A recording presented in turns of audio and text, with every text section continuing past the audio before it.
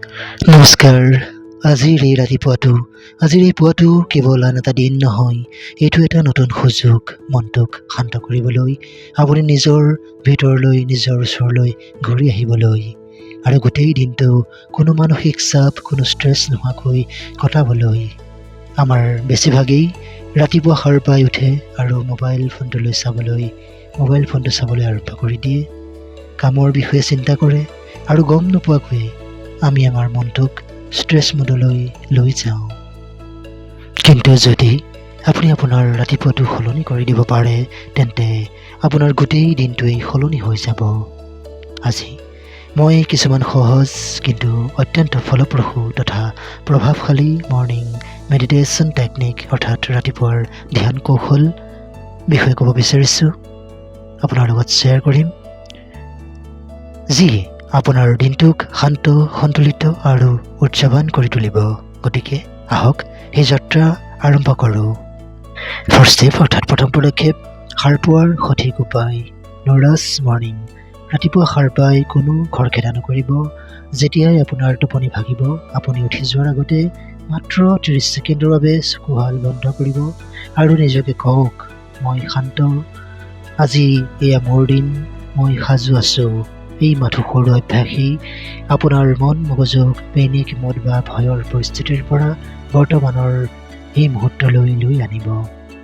তৃতীয় পদক্ষেপ, উশাহ নিশাহত মনোযোগ। উশাহ নিশাহৰ সহায়ত মনটোক ৰিছেট কৰা।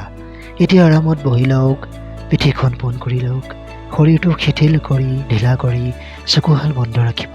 এতিয়া ধ্যান দিয়ক কেৱল আপোনাৰ উশাহ নিশাহৰ ওপৰত। লাহে লাহে নাকেৰে উশাহ লওক, 4 ছেকেণ্ড, 2 ছেকেণ্ড ধৰি ৰাখক আৰু লাহে লাহে এৰি দিয়ক, 6 ছেকেণ্ড। তাৰপিছত এনেকৈয়ে পুনৰাবৃত্তি কৰক মাত্ৰ 10 বাৰ। যেতিয়া আপুনি দীঘলকৈ গভীৰভাৱে উশাহটো এৰি দিয়ে, আপোনাৰ শৰীৰটোৱে চিন্তাবোৰ মুক্ত কৰি দিয়ে। মনত ৰাখিব, মানসিক চাপ বা ষ্ট্ৰেছ উশাহৰ লগতে আহে আৰু উশাহৰ লগতেই গুচি যায়। তৃতীয় পদক্ষেপ, ৰাতিপুৱাৰ কৃতজ্ঞতা ধ্যান। ইতিবাচক মন এটি সৃষ্টি কৰা। এতিয়া মনতে 3টা কথা ভাবি চাওক, যাৰ বাবে আপুনি চিৰকৃতজ্ঞ। বহু বিশাল কিবা এটা নহয়, ই সৰু হ'ব পাৰে। উদাহৰণস্বৰূপে, আপুনি জীয়াই আছে, সুস্থভাৱে আপোনাৰ হাতত এটা নতুন দিন আছে, আপুনি শিকি আছে আৰু আপুনি আগবাঢ়ি গৈ আছে। কৃতজ্ঞতাই আপোনাৰ মনটোক নিগেটিভ বা নেতিবাচক চিন্তাৰ পৰা পজিটিভ বা ইতিবাচক সজাগতালৈ পৰিৱৰ্তন কৰি লৈ যায়। চতুৰ্থ পদক্ষেপ, বডি এৱাৰনেছ বা শৰীৰ সজাগতাৰ ধ্যান। শৰীৰক আপোনাৰ জাগ্ৰত কৰক। এতিয়া আপোনাৰ ধ্যান আপোনাৰ শৰীৰটোলৈ আনক। অনুভৱ কৰকচোন, আপোনাৰ ভৰি দুখনে মাটি স্পৰ্শ কৰিছে, আপোনাৰ হাত দুখন আৰামত আছে, আপোনাৰ মুখৰ মাংসপেশীবোৰ ঢিলা হৈ পৰিছে। আপুনি লাহেকৈ কোমলকৈ কওক, মোৰ শৰীৰটো শান্ত হৈ আছে, মোৰ মনটো স্থিৰ হৈ আছে। এই অভ্যাসে আপোনাৰ এনজাইটি বা উদ্বেগ হ্ৰাস কৰিব। পঞ্চম পদক্ষেপ, ভিজুৱেলাইজেশ্যন টেকনিক বা দৃশ্যায়ন কৌশল। আপোনাৰ দিনটোৰ বাবে মানসিকভাৱে প্ৰস্তুতি চলোৱা। এতিয়া আপুনি কল্পনা কৰক, আপোনাৰ দিনটো কেনেকুৱা হ'ব।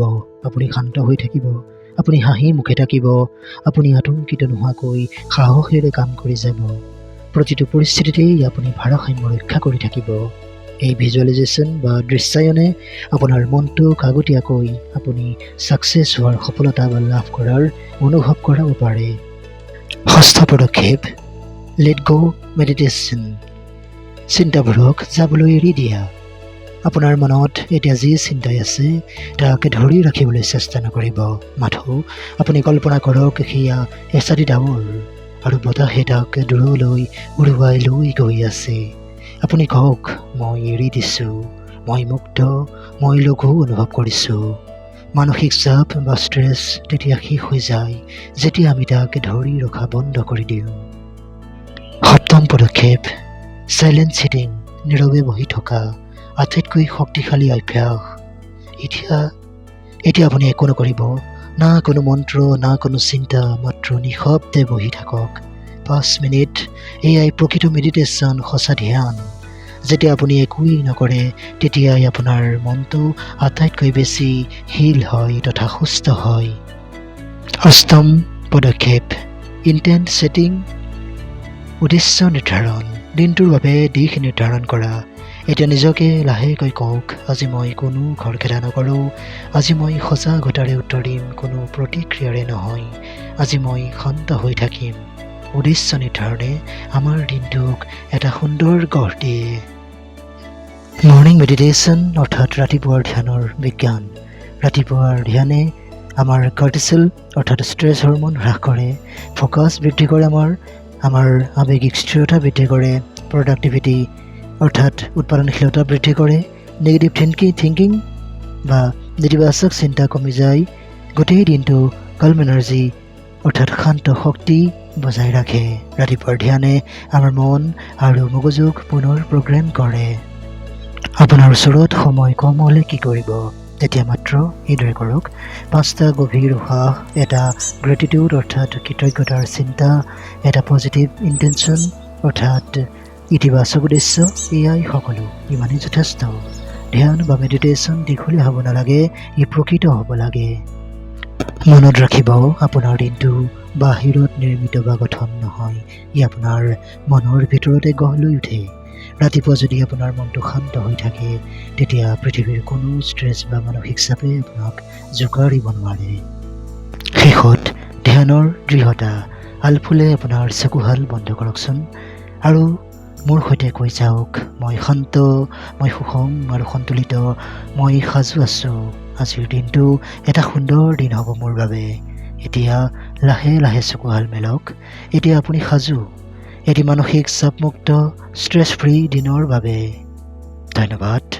ভিডিঅ'টো ভাল লাগিলে শ্বেয়াৰ কৰিব আৰু বিশ্বজিৎ ব্লগছ আছামিজ চেনেলটো ছাবস্ক্ৰাইব কৰিবলৈ নাপাহৰিব। ধন্যবাদ। আকৌ লগ পাম।